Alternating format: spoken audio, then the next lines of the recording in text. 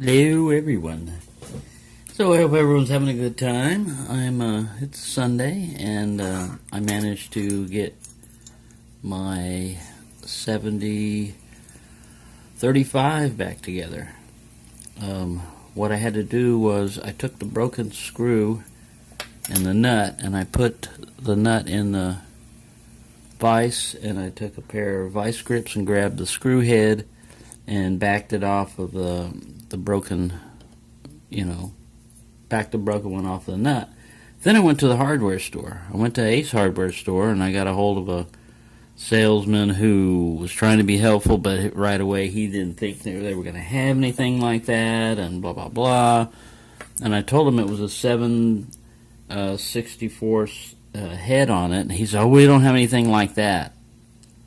And I said, I don't, the head doesn't matter too much, it can't be too large, but as long as the thread pitch is right, I figured it was a 4x40 or a 6x32.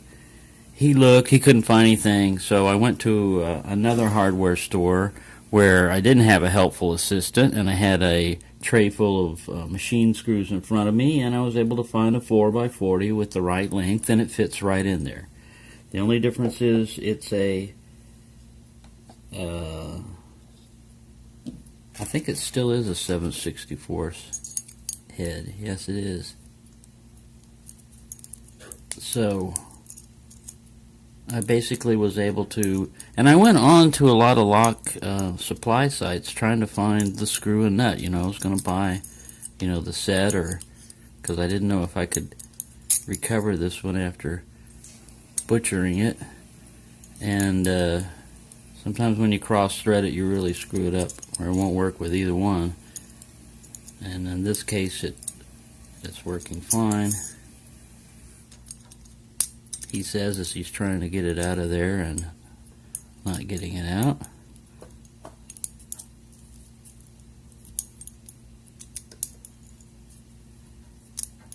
Just fumbling around a little bit here. There we go. So that's all you have to do.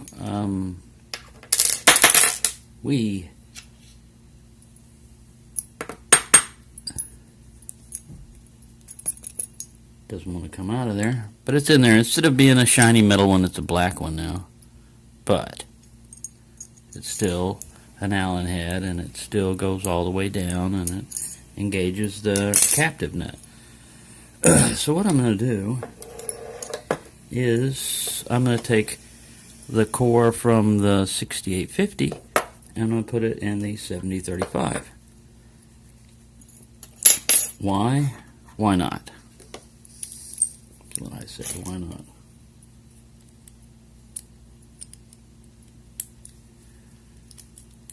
So it's pretty easy to do. Now I bought the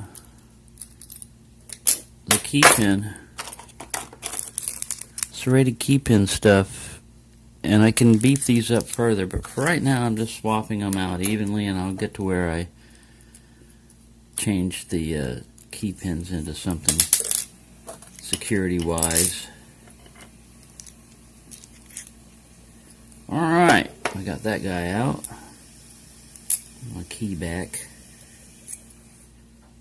Leave you over there, although you interchangeable parts.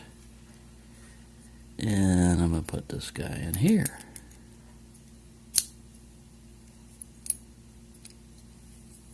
And put his little cap back on. Grab the retaining nut, and the screw's already in there. I just got to line it up properly. It isn't always easy guiding these, starting these things back in there. And that's how I cross-threaded the last time.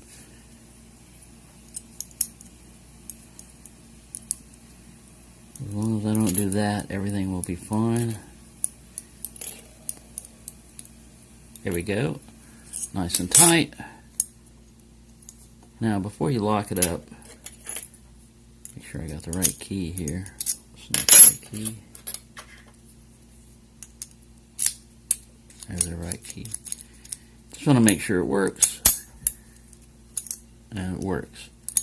So I've taken this core and put it in here.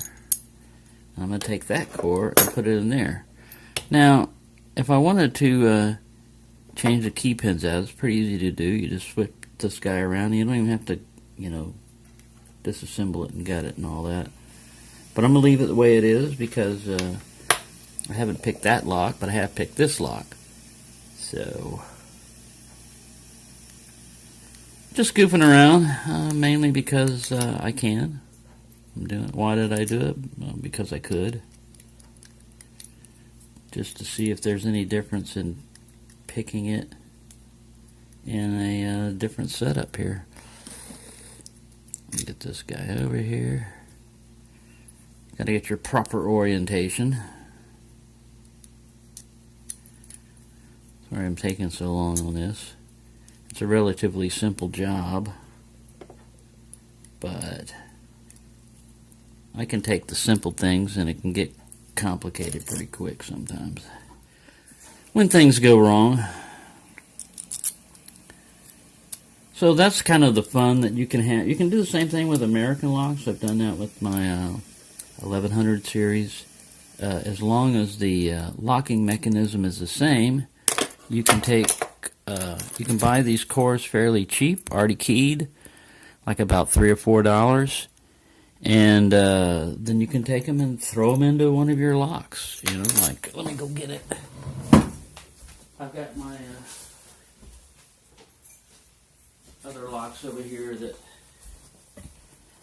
so, same way, you can do the American core. You can just take that out, buy one for, $3 or $4, or buy a bunch of them, and then just drop them in different bodies and have them to pick. You can also pick these, in the just standalone like that, which is pretty good if you think about it. The price, you're only paying like the price you would pay for a cheap lock, but you're getting spool pins and security pins, all kinds of good stuff to pick in a little cylinder like that.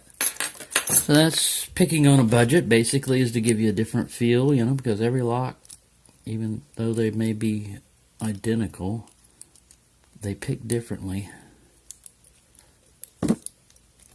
And they sure as hell go to assemble differently. Like this one. Should be just as easy as that one to get back together, but I'm not getting it. Every time I take a lock apart, I tell myself, be very careful, because this is when I usually screw things up, is modifying things or being curious about what's inside of it. But, it's my lock, and I can mess it up if I want to. I don't want to mess it up, but if it does, oh well,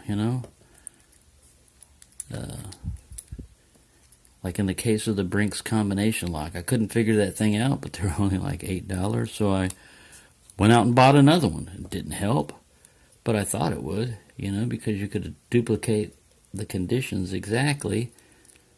If you can duplicate the conditions, there we go. Got that one in. Alright, let's try this before we close that. Yes, it works. There we go. There. Right. So, we've got two locks that look different, but say you wanted a close shackle. Now, they make a 70-45, which is 45 millimeter and 30 instead of 35 millimeter like this one. So, it would be a little bit wider and a little bit beefier shackle. But that's basically all you've got to do on that. And now I'm going to sit there and pick this guy, and then I'm going to try to pick that guy, just to see if they're any different. And then later on, I'm going to put some security pins on the drivers, the ones that I can. The really short ones don't have serrations, because there's not really any room to put a serration on there and have it do much of an effect. So there you go, everyone. I hope everyone's having a good time. I'm still messing around with different locks. Oh, and one other thing. I've had this padlock for a while, and I have the combination. I went on to YouTube and I looked at the videos and on how to unlock it, and I was dialing it, the correct way, 4 times to the left, and then pass this one twice, and then land on the last one and open it. And I go to pull on it, and I couldn't get the shackle to come up. And I was like, what am I doing wrong? Did I lose the combination? What the hell?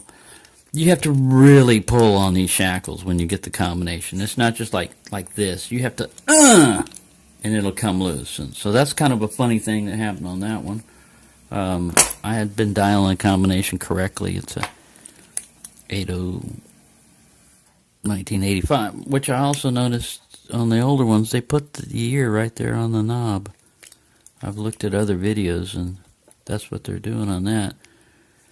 So these are pretty cool little locks. Like I said, I've had this one for quite a while. Once I got out of the military, I got one from somebody who was in the military, and I've had it ever since. I just wish it would have been a closed shackle, because it's a nice, heavy, beefy lock, but you just got a really, kind of like a standard-looking shackle there. Other than that, they're very good. They use them on secure document and stuff like that when I was in the military. So, there we go. It's 11 minutes of just doing a core swap, but hey, that's the way things go sometimes.